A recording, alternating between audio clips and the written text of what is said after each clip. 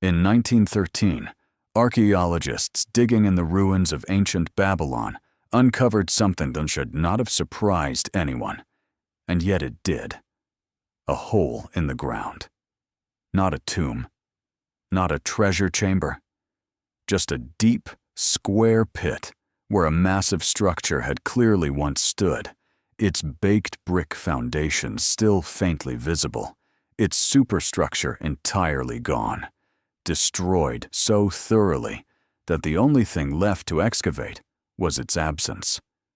According to ancient inscriptions, this had been Etemenanki, the temple of the foundation of heaven and earth, once one of the tallest man-made structures on the planet, rising in stepped terraces above the rooftops of one of the ancient world's largest cities. For over 2,000 years, this site has also been the leading candidate for the setting of one of the most famous and most frequently misunderstood stories in the Hebrew Bible, the Tower of Babel. And the Babel story is not really about a tower at all. It's about something far stranger. According to Genesis, there was once a time when every human being on earth spoke the exact same language, and that unity itself was considered dangerous enough that it had to be deliberately destroyed, not by war, not by famine, but by an act aimed directly at the words people used to understand each other. Here is the real mystery this episode is built around. Genesis is not the only ancient text making that claim. Centuries before Genesis was written down, a separate civilization, in the exact same region, was already telling a strikingly similar story about a single human language being broken apart on purpose, using a different god and a different setting entirely. And in the modern era, an entirely different group of investigators, working with no interest in ancient religion at all, started finding something that sounds almost like an echo of the same idea, not in scripture, but in the structure of language itself. Did humanity actually share one language once? Could a memory like that survive for thousands of years, passed down as myth, reshaped slightly with every retelling, but never fully erased? Or are we looking at something else entirely? Separate cultures solving the same mystery. Why do all these languages sound so different, using a very similar kind of story? Some of what follows is firmly established archaeology and linguistics. Some is genuine, currently unresolved academic debate, and some is speculation that mainstream scholars explicitly reject. We'll mark the difference clearly the entire way through. Let's start with the tower the story is actually named for. According to Genesis chapter 11, humanity, all speaking one language, migrated to a plain called Shinar and began building a city with a tower meant to reach the heavens. God, alarmed by what unified humanity might accomplish, intervened directly, scattering the people and confusing their language so they could no longer understand one another, leaving the tower unfinished and the city named Babel, a word the text links to confusion itself.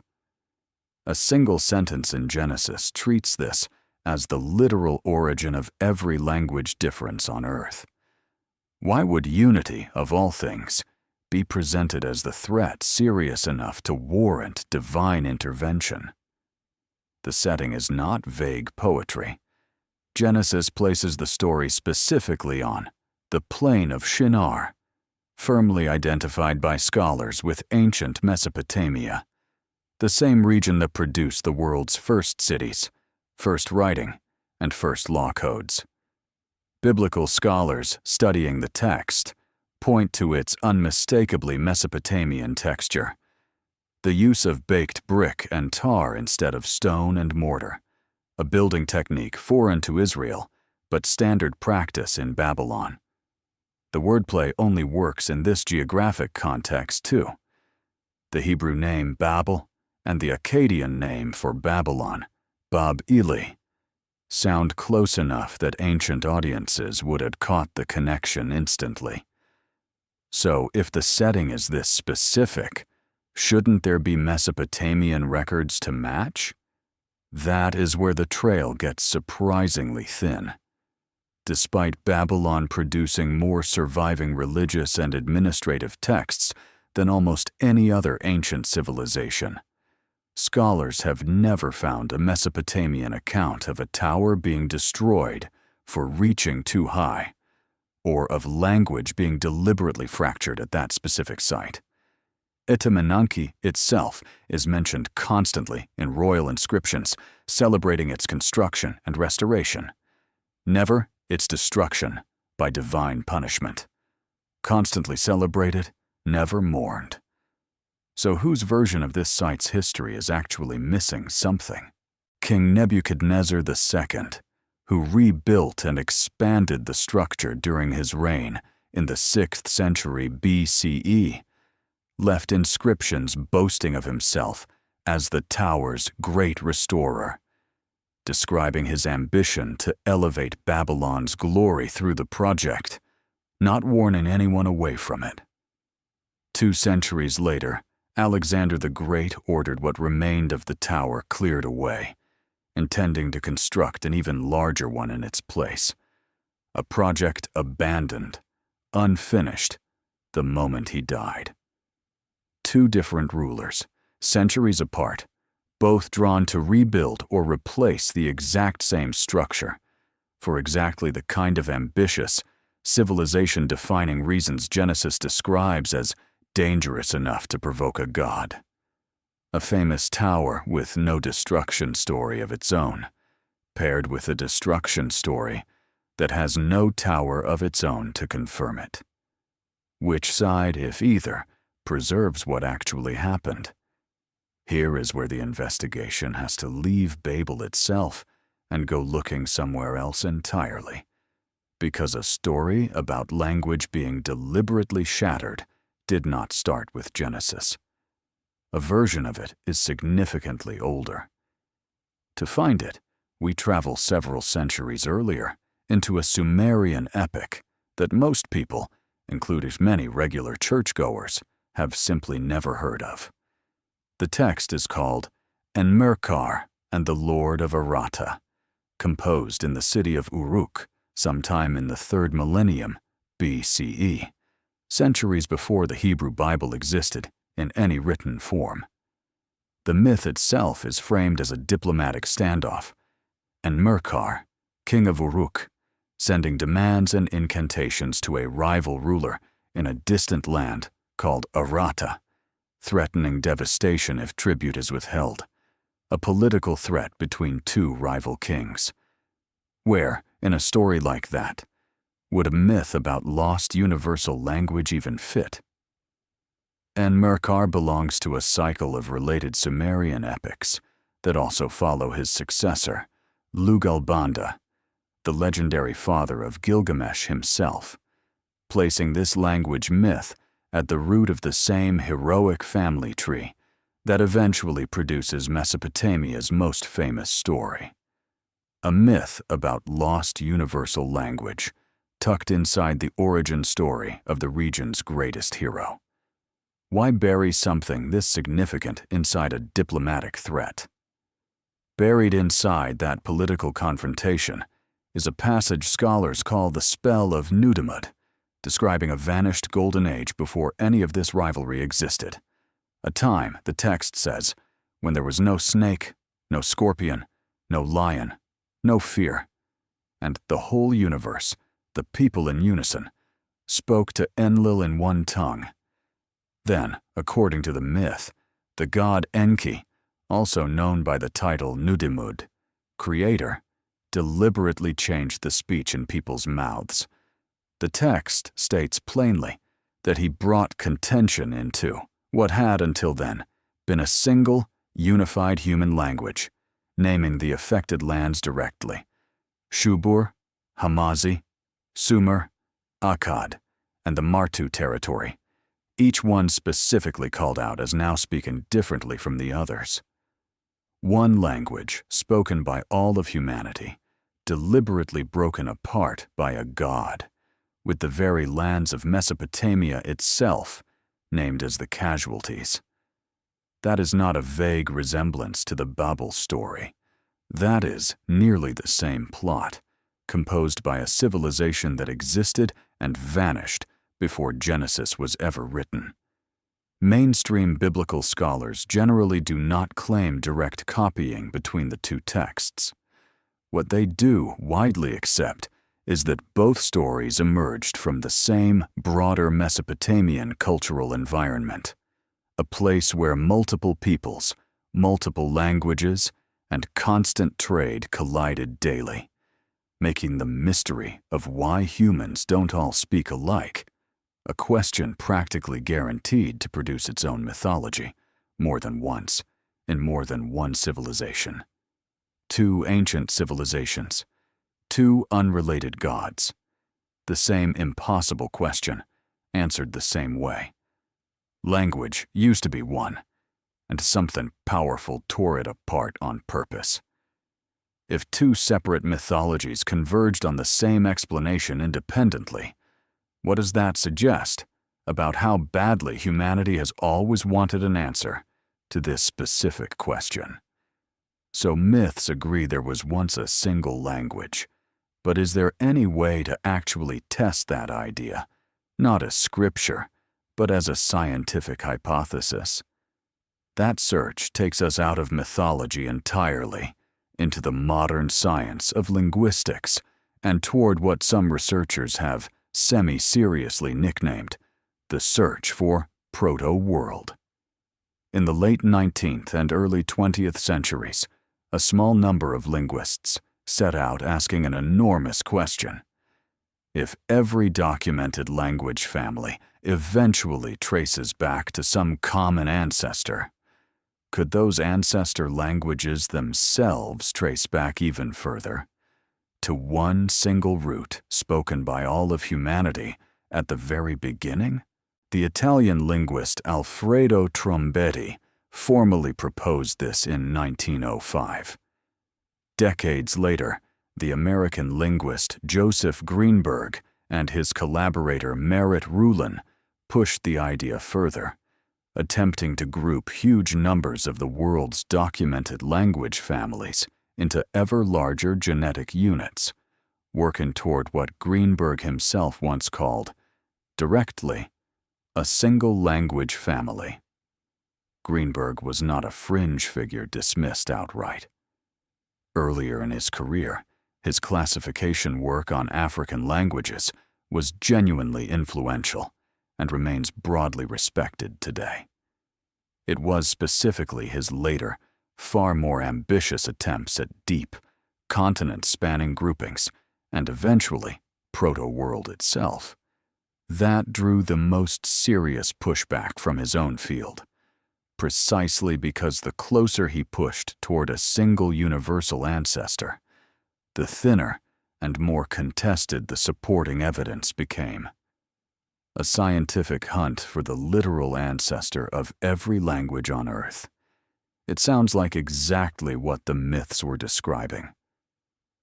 So why don't mainstream linguists accept it? The proposed evidence sounds tantalizing on its surface.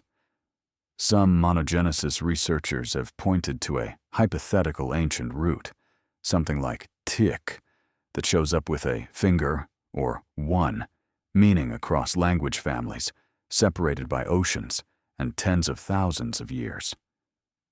If real, a single sound surviving relatively intact since the dawn of human language would be a staggering discovery.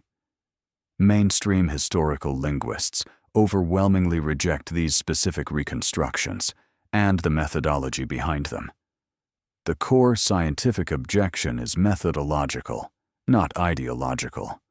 Legitimate reconstruction requires identifying regular, systematic sound correspondences between related languages, the same kind of rigorous pattern matching that allows linguists to confidently reconstruct much younger proto-languages. Greenberg and Ruhlen's approach, called mass comparison, instead searches for words that simply sound alike across enormous numbers of languages, without first establishing those systematic correspondences. Critics argue this method will always find similarities, given how many of the world's roughly 7,000 languages exist to compare, regardless of whether any genuine ancestral relationship actually exists. A method guaranteed to find patterns, whether or not real patterns exist. That is precisely the problem. There is currently no scientific evidence confirming a single, reconstructible Proto-World language, and the overwhelming mainstream linguistic position is that if one ever existed, it was spoken too long ago, and language change happens too fast for any trace of its actual vocabulary to have plausibly survived intact into the present. That said, the picture is not simply monogenesis versus nothing. Between solid, accepted reconstructions like Proto-Indo-European and the rejected territory of Proto-World sits a contested middle ground called the Nostratic hypothesis, a proposal that several major language families, including Indo-European, Afro-Asiatic, and the languages of the Caucasus, might share one common ancestor roughly 12 to 15,000 years old. Nostratic has serious academic defenders and serious academic critics, and remains deliberately an open question rather than a settled one. Exactly the kind of genuine scientific uncertainty that gets flattened into false certainty once it reaches popular retellings online. A tantalizing hypothesis, repeatedly attempted, and repeatedly found wanting by the very discipline built to test it. So if the trail toward humanity's literal first language goes cold this early, where does solid linguistic science actually begin? It begins, oddly enough, with two coincidentally identical pieces of evidence: clay and counting. Around 3400 to 3200 BCE, in the same southern Mesopotamian cities that produced both Babel's setting and the Enki myth, Sumerian scribes developed cuneiform, widely regarded by mainstream archaeologists as the earliest fully developed writing system in human history. It did not begin as literature or scripture or poetry. The earliest tablets are inventories, counts of grain, livestock, and labor, pressed with a reed stylus into wet clay by administrators tracking a civilization's resources. The world's first written words were not myths about the gods, they were spreadsheets. That detail matters more than it first appears to. It tells us writing itself was not born from a need to capture eternal truths. It was born from bureaucracy, the practical demands of a civilization that had grown too large and too complex for memory alone to manage. Only later did cuneiform expand to record law, religion, literature, and eventually the very myth of languages fracturing that we just examined. So Sumerian gave the world its first written language. Does that mean Sumerian itself was humanity's literal first spoken language? Mainstream linguists are clear on this point. There is no evidence that Sumerian was the original language of humanity, only that it happens to be the oldest language we have direct written evidence for. Spoken language itself almost certainly existed for tens of thousands of years before anyone thought to write any of it down, and dozens of other language families existed in parallel to Sumerian, leaving no written trace at all, simply because no one in those communities happened to invent a writing system first.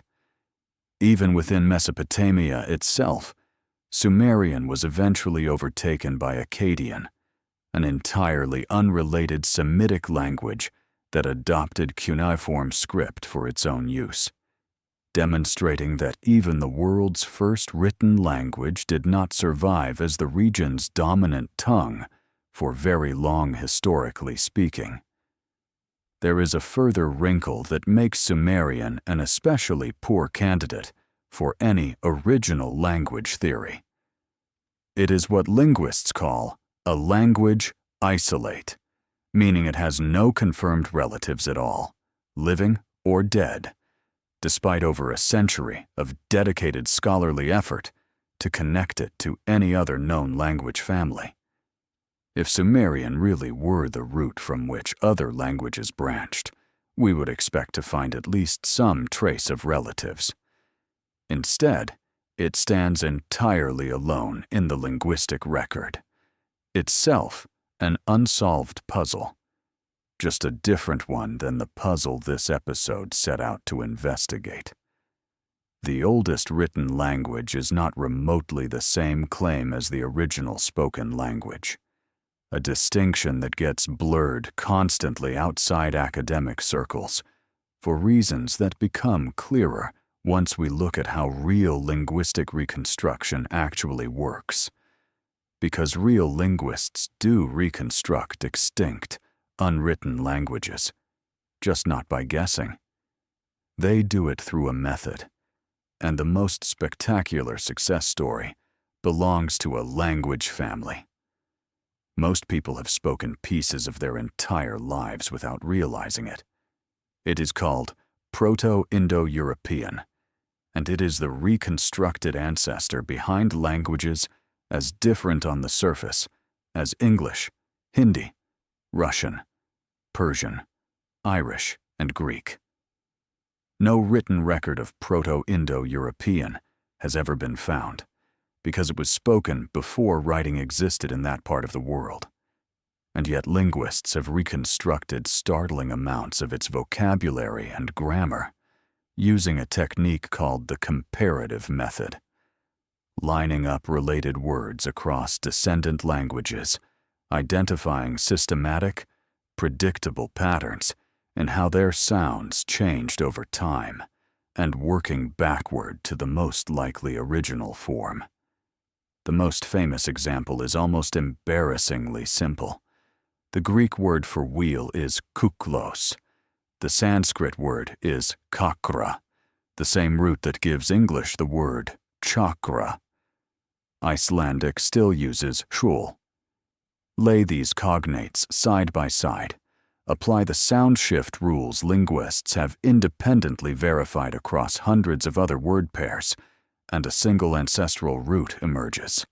A reconstructed Proto-Indo-European word linguists write as a hypothetical form, marked with an asterisk to flag it as not directly attested in any surviving text.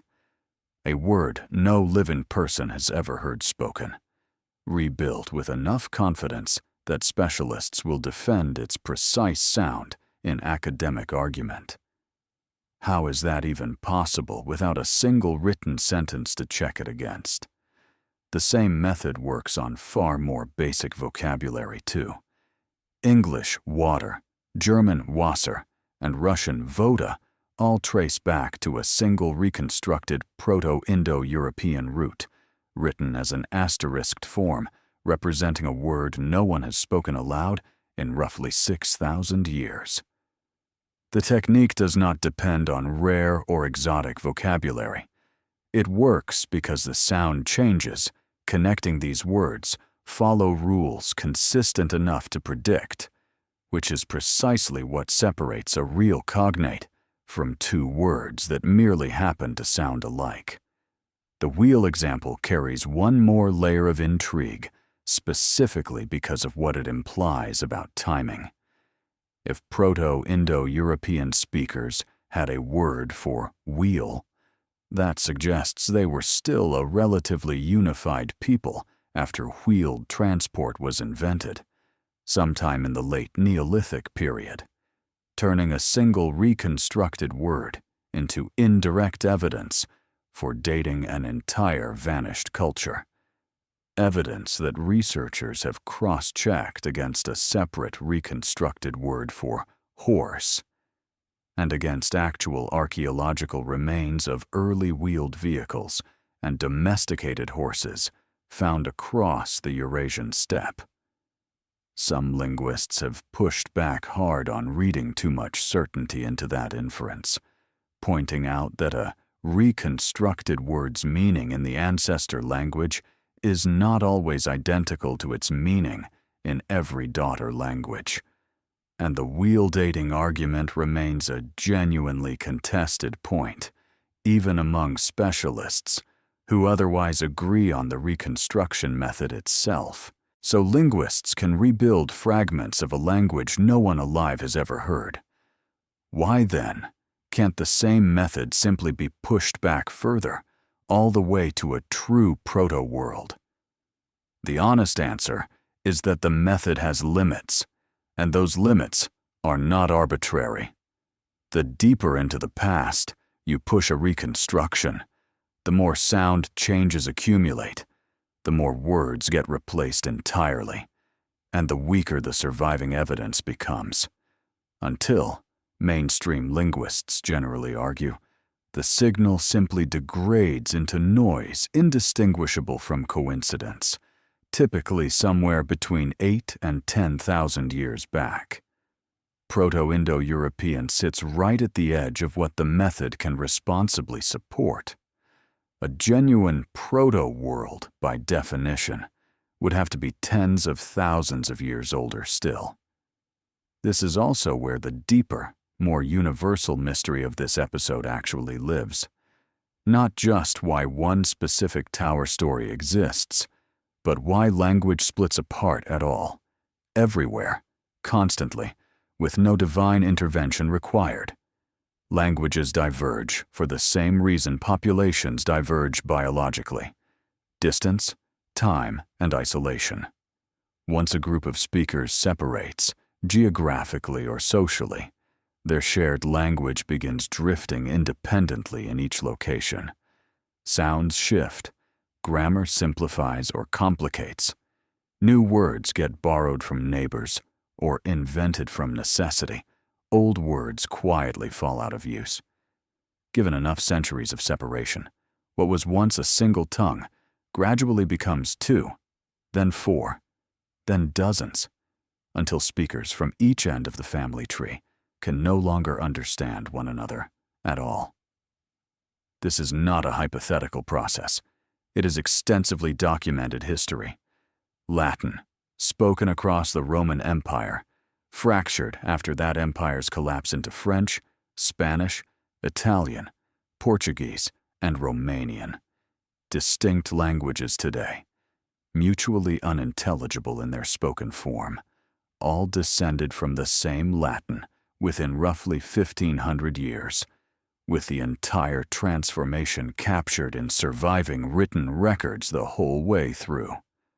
No tower, no divine punishment, just ordinary populations drifting apart, the same quiet process linguists can observe happening in real time today, in language communities scattered by migration or geography. If language naturally fractures this easily, completely on its own, why did so many separate ancient cultures insist on telling a story about someone deliberately breaking it? That question brings the investigation to its final, most contested territory. Alternative interpretations that go well beyond what either mainstream linguistics or mainstream biblical scholarship are willing to claim. Some alternative researchers propose that myths like Babel and the Enki story are not poetic explanations invented after the fact, but garbled folk memories of something that genuinely happened to early humanity. Evidence, in this reading, of a real ancient event involving language being imposed, altered, or engineered by forces. Ancient texts simply lacked the vocabulary to describe accurately. A smaller number of these researchers explicitly connect this to broader ancient astronaut and Anunnaki theories, suggesting advanced outside intervention shaped human language directly. There is currently no scientific evidence supporting the claim that human language was engineered, altered, or imposed by any outside intervention, and mainstream linguists and archaeologists do not treat this as a serious hypothesis. The genuinely interesting and well-evidenced fact that two separate ancient civilizations told strikingly similar stories about language being deliberately shattered does not require or particularly support that explanation. Comparative mythologists note that nearly every culture confronting linguistic diversity for the first time produces some version of an explanatory myth. Because the question itself, why don't we all speak alike, is one practically any sufficiently curious ancient society was bound to ask sooner or later. It's a fair, evidence-based rebuttal, and yet it does not fully explain away why this particular question, the loss of a single shared tongue, produced creation myth-level anxiety in multiple, independent ancient cultures, when plenty of other cultural differences never generated comparable mythology at all. There is one more mainstream, entirely scientific idea worth placing alongside the speculation, because it offers a different kind of answer to that same lingering feeling.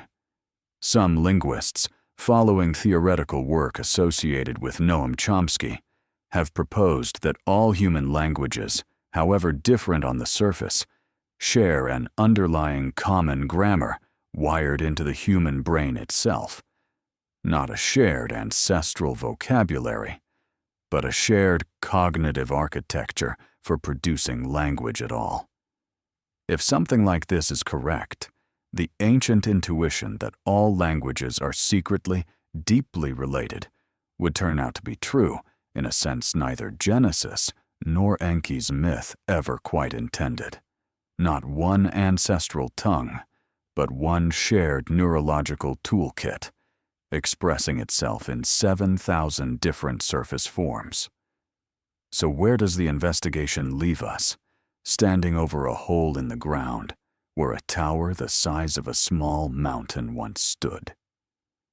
It is worth remembering one final time that this exact spot drew two of history's most consequential builders back to it, centuries apart, each one convinced that finishing or rebuilding this structure mattered enough to stake his legacy on. If Genesis is right that unchecked human ambition is precisely what worried its God in the first place, the historical record at this site does not exactly argue against it. We have a real archaeological site, Etemenanki, excavated, measured, and confidently linked to the Babel narrative by mainstream scholars, even without a matching destruction account on the Mesopotamian side. We have a genuinely older Sumerian myth describing nearly the identical event under a different god's name, a site, a scripture, a second, older scripture saying nearly the same thing. So what does the evidence actually add up to once the speculation is set aside? We have over a century of serious, sometimes brilliant, linguistic effort to find a single ancestral Proto-World language, repeatedly judged by the discipline's own rigorous standards not to have succeeded. And we have one resounding, well-documented linguistic success story, Proto-Indo-European, proving conclusively that extinct, unwritten languages absolutely can be reconstructed, just apparently not all the way back to wherever this story actually begins. None of this proves humanity ever spoke one single language. It also does not disprove it. What it proves, more modestly and perhaps more interestingly, is that the question itself is almost as old as civilization. Old enough that at least two separate ancient peoples, with no contact between them, independently decided the only adequate answer required a god. Maybe that's the real discovery sitting at the bottom of this particular hole in the ground. Not a tower, not a single confirmed proto-language, but the unmistakable evidence that humanity has been asking this exact question in some form for at least 5,000 years.